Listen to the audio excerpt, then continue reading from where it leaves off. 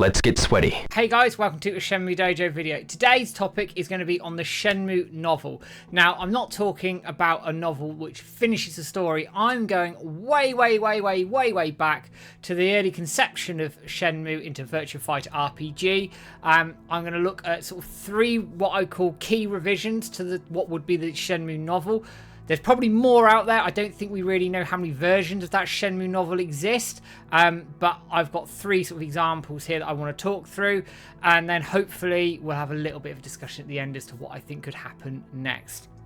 So in terms of topics, what I'm going to cover is Virtua Fighter RPG. What is Shenmue, or very close to being Shenmue, probably around the Project Berkeley stage, maybe just before that. And then I'm going to also talk a little bit about current Shenmue and beyond what is Shenmue 3. So, little few bits of disclaimers here. I'm going to be referring to material from GDC 2014. I'm going to be using a lot of references from phantomriverstone.com. Switch has done a lot of deep dives into these sorts of topics, and I thought it'd be great to sort of put these into a video for everybody to enjoy as well.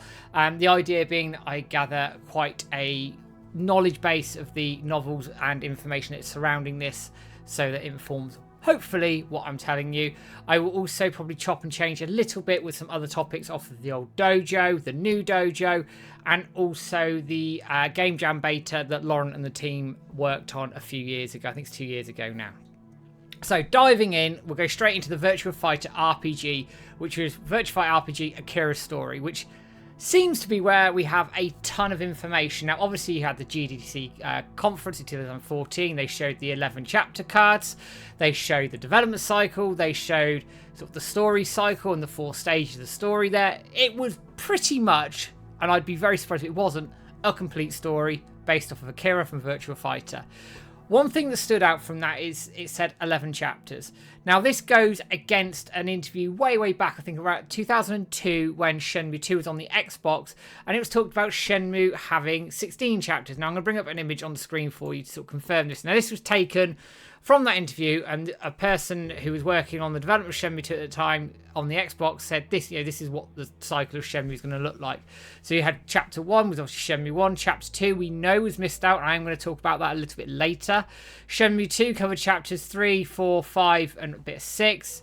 Shenmue 3, obviously 7 onwards. Shenmue 4 keeps going, then Shenmue 5 all the way up to 16. Now, that was clearly revised at some point. I don't know when, I don't know why, but it obviously didn't end up being that way, and the chapter cards were very detailed in essentially the journey that Ryo Akira would go on. So that makes things quite interesting on that side of things. But we also know from sort of time gone by that other things have changed, happened with the story, and there's been some little tidbits over the years on the internet. So this first piece of information comes from somebody who used to work on the original Shenmue titles. Now, I don't know who they are, but they tweeted this out on the 20th of January 2022. And this was around the time the anime released. And this is also quite poignant, leading into another point, which I'll pick up in a minute as well. What they're looking at here is the faithfulness to the anime, to the original games. He says he's looking forward to it, laughs about the chair being used at Ryo's house, but also makes an interesting point about the Saturn version. Now, with the Sega Saturn version of Shenmue, it's believed, and if you remember I interviewed Pandemonium about this, there was the original, which was running on what was thought to be a base Sega Saturn. There was something developed for a souped-up Saturn, but I don't think we've ever seen any footage of that, and then it moved over to Dreamcast. This is based on the Saturn version, and he was saying Blue Emperor, he was called Black Dragon back then, left the dojo, lightning struck the cherry tree, spelling fire and burning down the dojo. Now, that's quite interesting, because obviously in the games, in the Sega Saturn footage, none of that happened. We don't see that. And the same for the anime as well. We don't see that. So clearly that's something that's changed, gone over time, been an adaptation to the novel that was put together, or clearly something they may have taken out and gone, you know what, we're not going to do that, we're going to do something else, which does make sense. On top of that, they're referencing the karate tournament. Now, this is one that I think is very important. So think to the anime itself. We saw the karate tournament for the first time. It's been talked about in lore. It's been talked about for years and years across Shenmue folklore communities and all the rest of it. And Yu Suzuki mentions this himself. When he was talking to Ezra Krabe around the Shenmue anime, this is towards the end of 2022, They were talking about what made it into the anime, what didn't make it into the anime. And he talks about the karate tournament here. And Ezra turned around and said, the anime really recreated the opening scene of the first game exactly. And then he said, oh, there's the karate tournament. Had it originally been planned to have the game start from the karate tournament in the Saturn version? Yu Suzuki comes back to say, yes, that was the plan originally, but it would have increased the size too much, so they decided to cut it out. That's quite interesting. So could it have made it on the Dreamcast, for example? Who knows? Ezra comes back to say, with its inclusion in the anime, was that made off the original materials from the day that you provided? Again, very interesting here. Yes, that part didn't make it into the game. I thought it'd be fun to include it. I had the anime staff read through a fair amount of Shenmue materials, and they put a lot of effort into play through the game. I wanted them to understand Shenmue before making the anime, and considerable effort went into not just the characters, but also particular the scenery to the level of quality you'd be hard pressed to find nowadays, and I think it turned out well. Obviously, check out that video with Ezra and Yu Suzuki. It is on the IGN Japan website, and it is also on our YouTube page as well if you wanted to go and view that, but watch that at your leisure. So now I'm going to move us away from Virtual Fighter RPG, and I'm going to talk about Shenmue, or very close to what is Shenmue, Project Berkeley time, maybe slightly before, slightly after. And a lot of this information comes from Phantom Riverstone again, once more, and I will bring it up on the screen for you right now. So what we're looking at here is a breakdown of 2 pages translated from the Legend of Akira.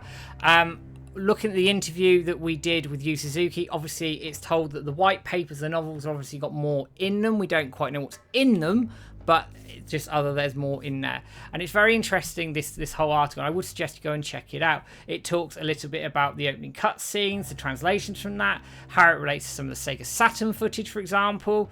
And you can see here the dojo and how it all looks in the Sega Saturn footage. You can see, again, the cutscene with Ryo when he has that sort of fight with his friend and his father sort of not scolding him, but talking to him about his strength within martial arts and why friends are important.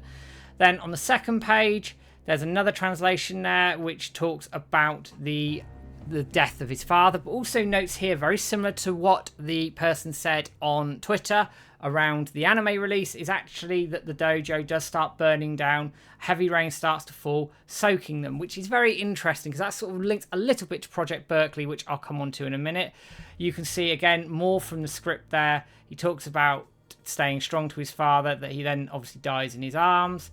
And here in Project Berkeley, you can see just a little bit here. There's a slight difference that there's a hole in the dojo and it's raining. It doesn't look like it's on fire at this point in time, but it's not to say it doesn't happen later on, perhaps. Who knows? Again, it's just something that may have changed over time and isn't quite what happened, obviously, in the final game, as we know. But very interestingly, it's a departure away from the Shenmue anime opening and also the previous script opening that we've been talked about for years and that Yu Suzuki confirmed was in the original documentation. So it says to me at this point in time, whatever age this is at, that was cut out completely by this point. It wasn't there anymore, and they'd obviously moved into having the opening scenes within the dojo for the reasons that Yu Suzuki talked about previously. So it would suggest to me that in the novel, this particular scene probably existed, has gone through several revisions at that point in time, and then they got rid of essentially the karate tournament itself. But it's probably been there sort of all the way through. Now, you're probably asking why I've mentioned Project Berkeley. Now, my theory is that Project Berkeley came slightly after this. I don't know this. And for those of you who aren't aware, Project Berkeley was a disc that came with Virtua Fighter 3 Team Battle over in Japan. It was a sort of a demo disc, a CGI disc of Shenmue and the concept of it at the time, what it was. We've covered it at great length in the podcast that James and I have done. Go and check those out. But it is a really interesting piece of Shenmue folklore because it gives so much away of where the story may end up. Things like Ryo hanging off the edge of a train, something going on in a cliff temple, Shenhua enhancing and using her powers for the first time, which does lean a little bit into Shenmue Online, which I'm not going to touch in this video. I believe it's canon, but that's just my view on it. And also Landy's shock at all of this as well. But then you also see Ryo holding his father, as in the article by Switch there. So I would suggest, I don't know, but I would suggest that Project Berkeley was done after that revision of the dojo burning down and the changes that were made to that as well. On top of that, Another change is a topic that I've covered at length as well a few times over the years, and I did a video on this, is the cancelled boat chapter. Now this, I'm not going to go too much into it. I did a video on it. Go and check that out if you obviously want to check out what I thought about it, how it could play, what the story was. But this was put together by Q on the old forums. It was an old interview from 2001 talking about essentially why the boat chapter was cut. Now the short story of it is they just need to get rid of it. Too much space. It was impossible to fit it, so they decided to get rid of it and move on. But the motion capture was done. It seems that potentially some of the voiceover was done. So it seemed like it was a long way along, which is fantastic. And it's a shame it got cut, but I can understand why they cut it at the time. I was disappointed not to see it in the anime, of course, but these things happen in gaming. How many games go through so many revisions and changes? Pretty much every game you'll come across. But on top of that as well, within sort of the Shenmue scripts and things that's gone by, there were some screenshots over the years of somewhere called Meow Village. Now, these came out in around 2001, if my memory serves me correctly, and it was always unknown what the purpose of this was. Now, following the Game Jam beta that obviously Laurent and the team did and released and cracked and got all this juicy information out of it, LandDC dug into this, and he found...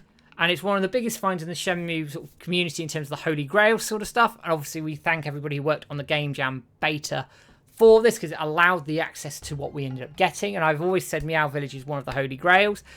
LandDC discovered this was hunting for the Willing Shoe. Again, it may have been in the original novels, I don't know, but this is very much more associated with the Dreamcast version. If you look at the shots that are here, for example, is obviously running on a Dreamcast. So this seems to be quite late on in development potentially as well. But when you also go back to some of the betas, you can see that the game's been through so many revisions, so many changes that, again, this is probably another reason why it was cut. And if you look at Hong Kong to some of the beta footage, what it was, there's quite a lot of changes to that. But again, that's just natural in gaming. But this here has got obviously dialogue in front of it, so I don't know if that was physically voiced. I don't know. But essentially, the idea was that Ryo was hunting for the Willing Shoe, and then he finds some of it in one place, some of it in this Meow Village place. Some of the characters within Shenmue 2 have a bit more of a bigger role. Again, I'm not going to go into the detail of it here because I've done a video on it. Go and check that out. The link will be in the description below if you want to go and look at that. As I said, LandDC and Laurent and the Game Jam team obviously brought this to us, and thank you so much to everybody who worked on that project, because it was obviously a massive discovery within Shenmue folklore, and everything going beyond that as well. But then I want to talk a little bit about the future of Shenmue and Shenmue now. Obviously, we know Shenmue released, you had the game kicking off in the dojo, the subsequent events around it, and then coming into the future of Shenmue, what's going to happen next. So, as we all know, Virtua Fighter RPG then became Shenmue Chapter 1 Yokosuka on Dreamcast, which was obviously confirmed during the GDC conference. We had Shenmue 2, which is still waiting a post-mortem. And then many, many years later, we had Shenmue 3.